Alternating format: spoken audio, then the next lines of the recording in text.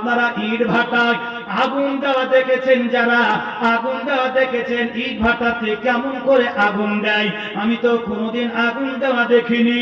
তবে আমার কিছু মুসল্লিদের ভাটা আছে, যার ফলে আমাকে তুলে নিয়ে গিয়ে বলে, হুজুর আপনি একটু চলুন, ভাটাতে একটু বরকতের কারণে আপনাকে ভাটার উপরে তোলাবো। ভাটাতে যখন গেলাম আর ভাটায় গিয়ে জায়গা জায়গা দেখছি আপনার লোহার কি করে দিয়ে সেগুলিকে ঢাকা রয়েছে, ওই সব ঢাকা জায়গাগুলির ভেতর দিয়ে সেখান দিয়ে আপনার কয়লা দেওয়া হয়।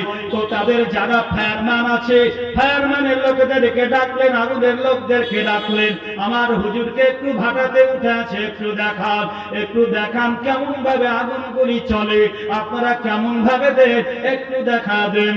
তারপরে যখন ওই ঢাকনাটা তুলে নিলেন, ঢাকনাটা তোলার পরে আমাকে বললেন, হুজুর একটু তাকা দেখুন। আপনি কসম খোদার বলি ওই আগুনের দিকে তাকিয়ে আর থাকতে পারিনি।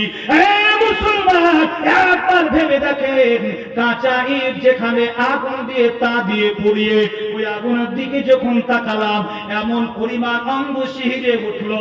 জগতের আগুন যদি এমন হয়, আমার আল্লাহ সুবহানাহু ওয়া তাআলা জাহান্নামের আগুনকে যদি সরষা বরাবর থেকে নিও, তার থেকে যদি কণা করে যদি দুনিয়ার মাঝে ফেলে দেওয়া হয়, তামাম দুনিয়া তামা হয়ে যাবে, পুড়ে ভস্ম হয়ে যাবে।